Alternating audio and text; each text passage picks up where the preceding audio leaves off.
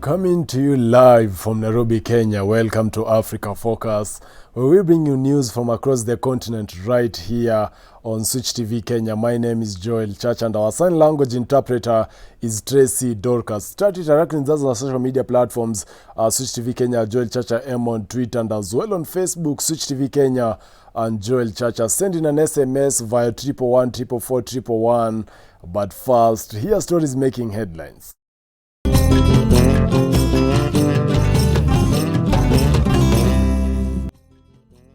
More than 140,000 vulnerable people stranded and in dire need of help in a violence-racked province in northern Mozambique. Boko Haram claims abduction of students in northern Nigeria. Supporters and allies celebrate after DR Congo legislators voted in favor of removing the National Assembly's speaker.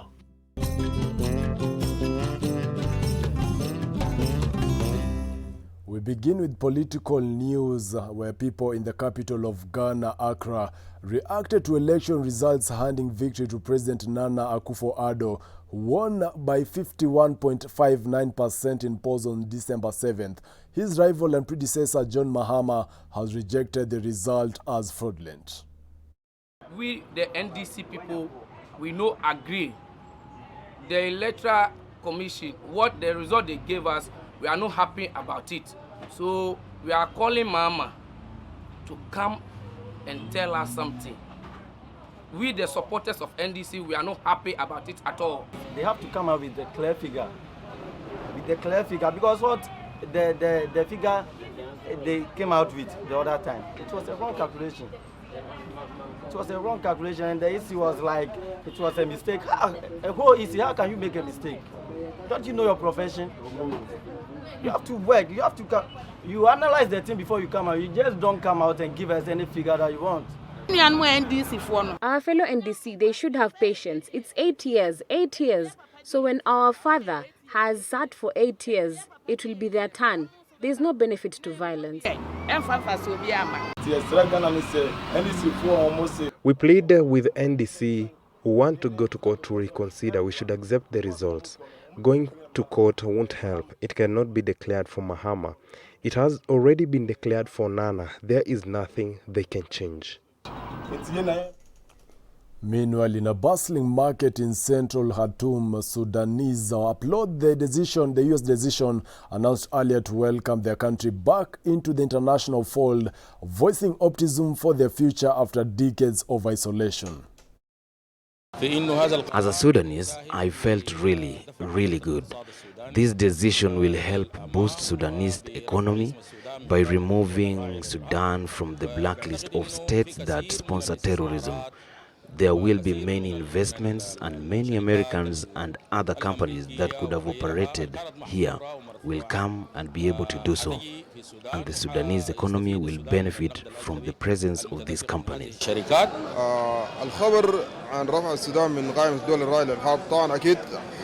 Of course, the news about the U.S. removal of Sudan from its state sponsors of terrorism blacklist is a call of joy for any Sudanese and for any person who wants the best for his country. But my view is different. I think that an economic turnaround in the hands of the Sudanese people. Now we have an opportunity in our hands. I definitely think that people will no longer think of me as a terrorist, or at least in a maybe less, because I am so many other things. I am Muslim, and we're looked at like that.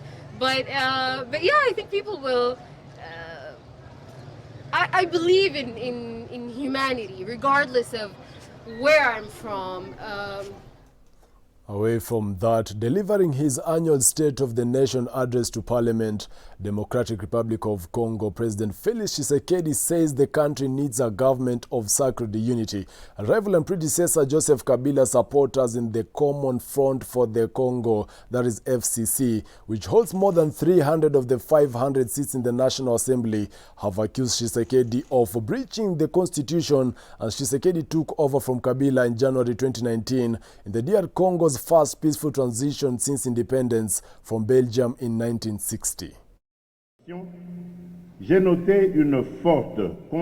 I have noticed a very strong convergence between the vast majority of the parties consulted and myself on the need to break with the FCC-CSCH coalition, which has become paralyzing for government action.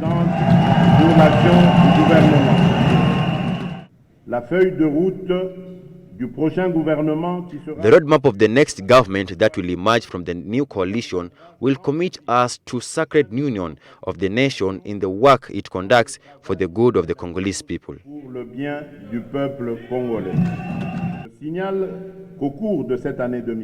In the year 2020, our country has formally resumed military cooperation with the United States of America through the signing of a memorandum of understanding.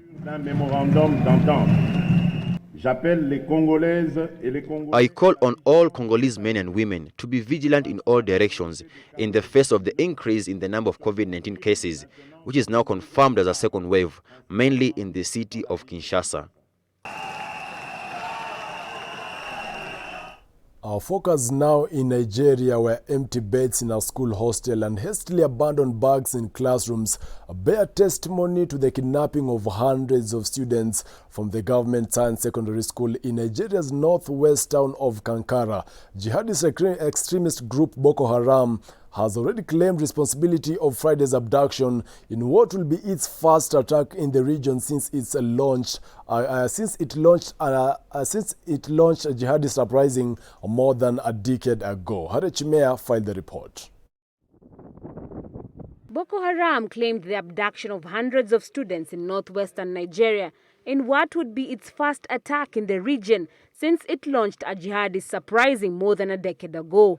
Boko Haram and its rival, the Islamic State in West Africa Province Group, have until now waged an insurgency in the northeast of the country, a neighboring Cameroon, Chad and Niger. The governor of Katsina State, Aminu Bello Masari, said late Monday that the abductors have made contacts with the government. Meanwhile, military spokesman General John Enenche, spokesman, told press that 333 pupils were unaccounted for after heavily armed gunmen raided the all-boys government science secondary school in the town of Kankara. The attack on Friday was initially blamed on so-called bandits, criminal groups in the unstable region who often carry out kidnappings. The army said over the weekend that it had located the hideout of the bandits and a military operation was underway. Boko Haram's involvement, if confirmed, would change the narrative. The government did not immediately react to the claim. The voice resembles that of the elusive jihadist leader Abubakar Shekau, who was behind the 2014 abduction of 276 schoolgirls in Chibok that led to a global outrage. The attack, if conducted by Boko Haram, would mark an expansion in a conflict that has claimed tens of thousands of lives and forced millions from their homes.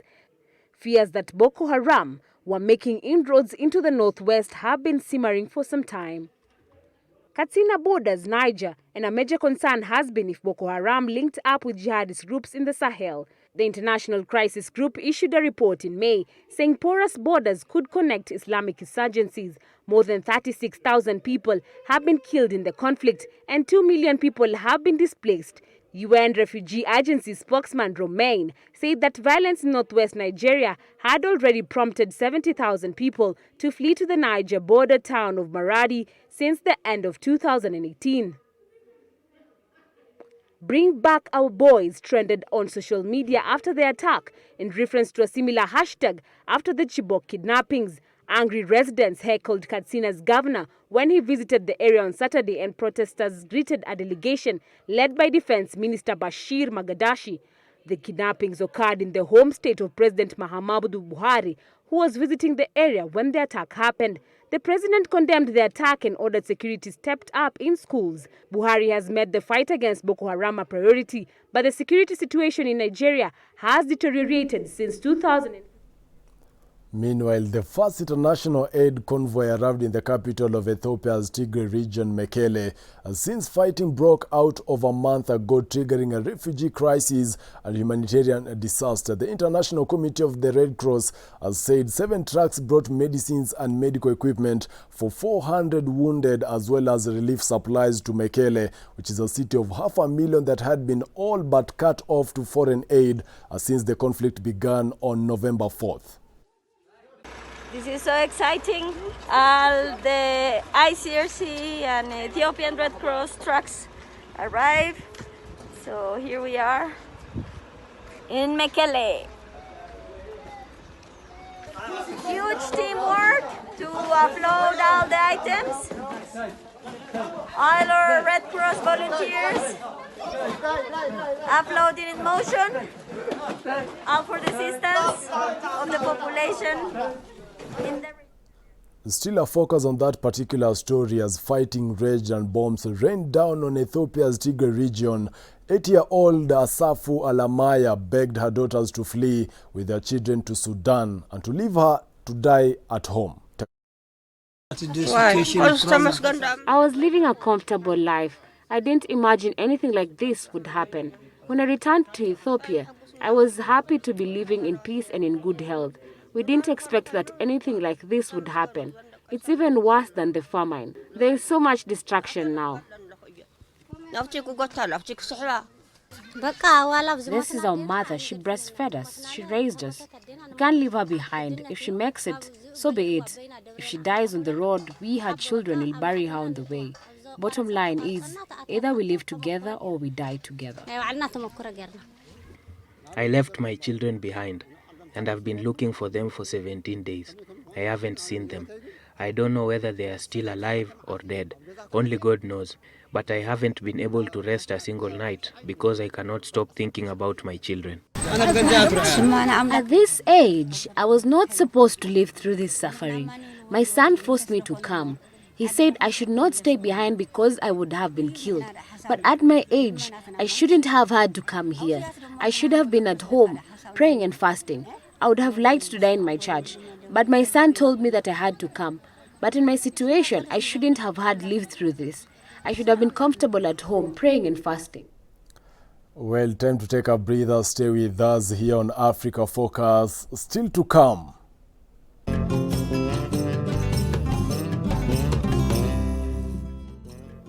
Campaigning has started in the Central African Republic's 10th presidential vote on December 27th.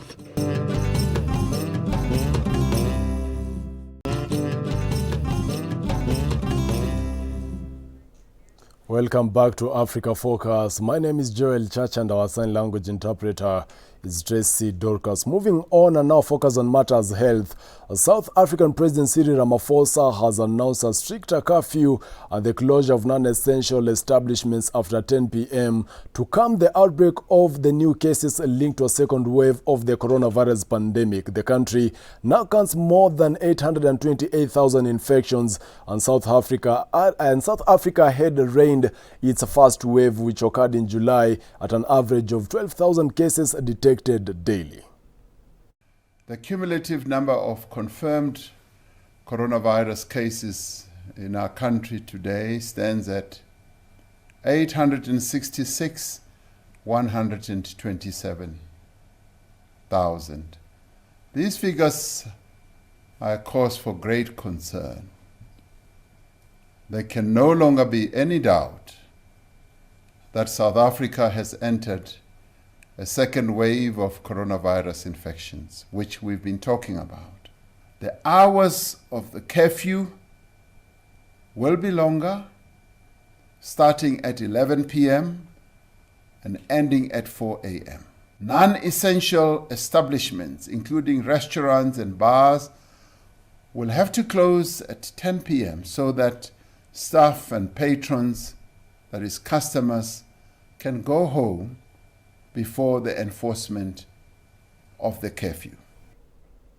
Shifting gears now to matters politics, Ivorian President Alassane Ouattara was sworn in for a controversial third term, urging the opposition to help diffuse tensions after election-related violence claimed 85 lives in the West African powerhouse. For many Ivorians, the bloodletting revived painful memories of the aftermath of disputed elections in 2010. A political standoff was followed by a brief civil war in which around 3,000 people died and an estimated 1.3 million people fled their homes. Ivorian President Alassane Ouattara was sworn in for a controversial third term, urging the opposition to help defuse tension after election-related violence claimed 85 lives in the West African powerhouse. The ceremony was attended by 13 African counterparts, as well as French Foreign Minister Jean-Yves Le Drian and former French President Nicolas, but boycotted by the opposition, as was the October 31st election that returned Ouattara to power. I invite all the political parties to seize this new opportunity, which is open to all, achieve a relaxation of the political climate through dialogue. Ouattara promised the creation of a national reconciliation ministry in the next government, while stressing that violence and intolerable acts should not go unpunished. It was a tactic warning to several opposition leaders who were arrested in the wake of the election, with legal proceedings over sedition launched against them. But leading opposition figure Henry Konan Bedi last week proposed the national dialogue. He also announced the dissolution of rival government, the National Transitional Council, that the opposition set up after the election, a move that landed spokesman Pascal in jail. Bedi, 86-year-old, a former president himself, stopped short of recognizing Ouattara's re-election with more than 94% of the vote. Ouattara and his supporters had argued that a 2016 version of the constitution reset his term counter to zero, allowing him to seek a third term. He had initially planned to step down after serving 2 terms, with his then Prime Minister Amadou in pole position to succeed him. But Ouattara changed his mind after Amadou died in July. Pre- and post-election violence has claimed at least 85 lives since August, with around 500 injured according to an official toll. For many Ivorians, the bloodletting revived painful memories of the aftermath of disputed elections in 2010. A political standoff was followed by a brief civil war in which around 3,000 people died and an estimated 1.3 million people fled their homes. The opposition is demanding a reform of the body, which it accuses of bias. In his speech, Ouattara said he would devote his third term to education and social safety net. Elsewhere, more than 600 families live in an abandoned agricultural high school in Pemba, which is the capital of Cabo Delgado province. Many of them have recent memories of atrocities committed by jihadists who were sowing terror as they multiply their attacks in recent months in northern Mozambique.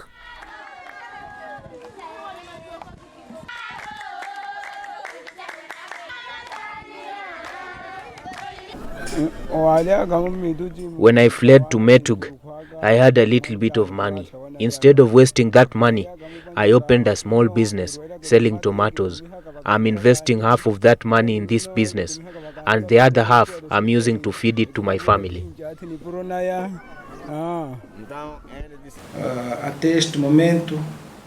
To date, we have 130,000 displaced people registered as entries in Pemba City, which is more than 50% of the number of Pemba inhabitants.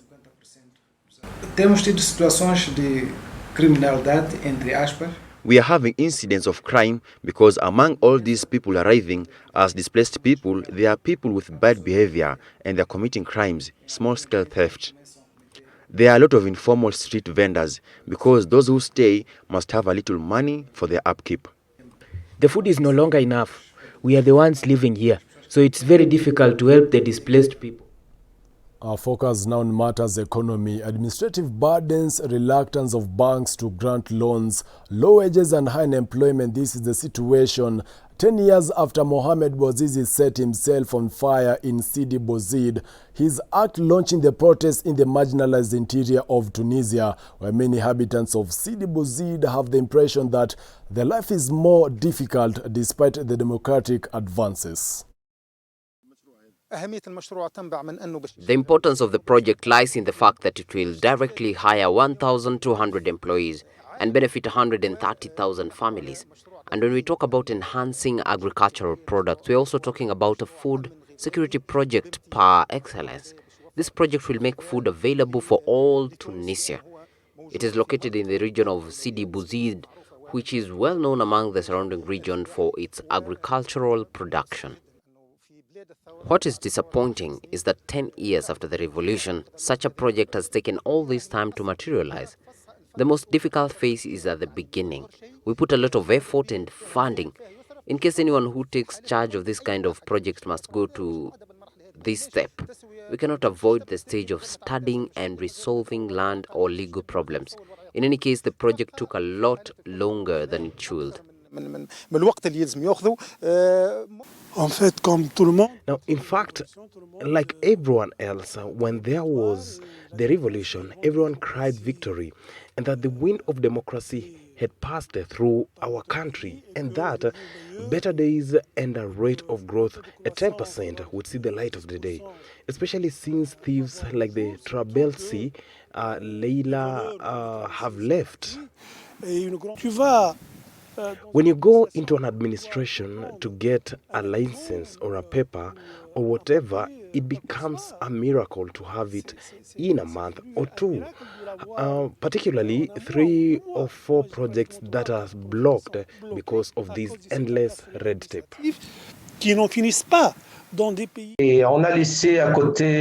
Everything that is economical and everything social has been left aside.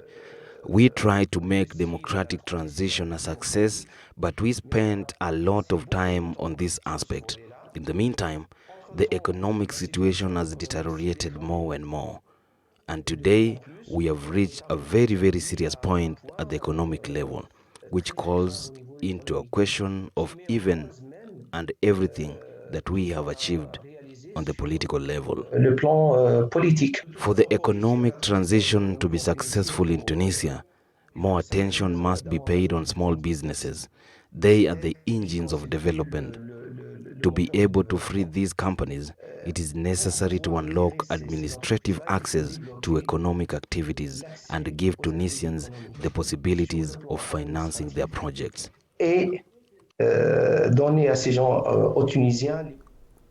And now in the corridors of justice, Physicians for Human Rights, that is PHR, welcome a landmark ruling by Kenya's High Court that ordered the government to pay compensation to 4 female survivors of a wave of sexual violence that unfurled after violently disputed elections in 2007. Take a look. A very landmark judgment has been issued today by the High Court of Kenya.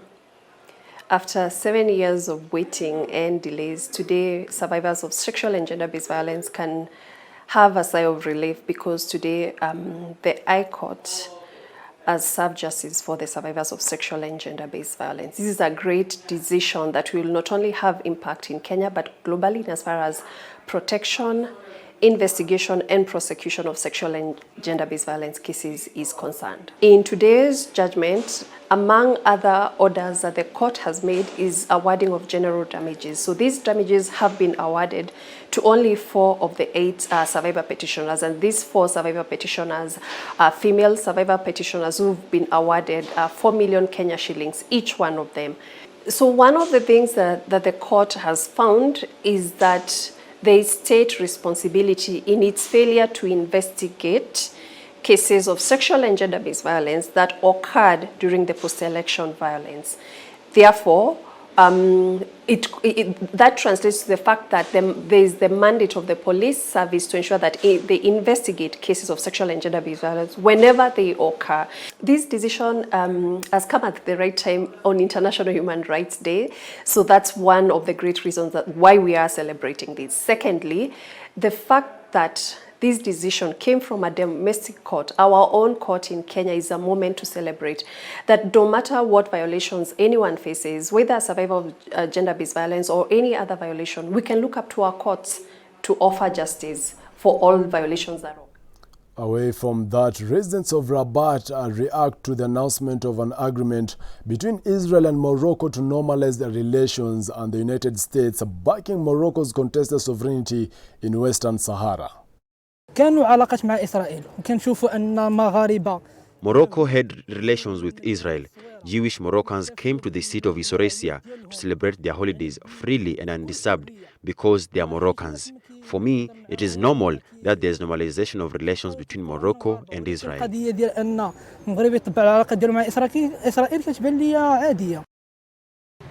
إنما الاعتراف خاص يكون فعال This recognition must be effected through projects, the opening of an American embassy, and by supporting Morocco's strategy in the major projects of the region at the economic or political level.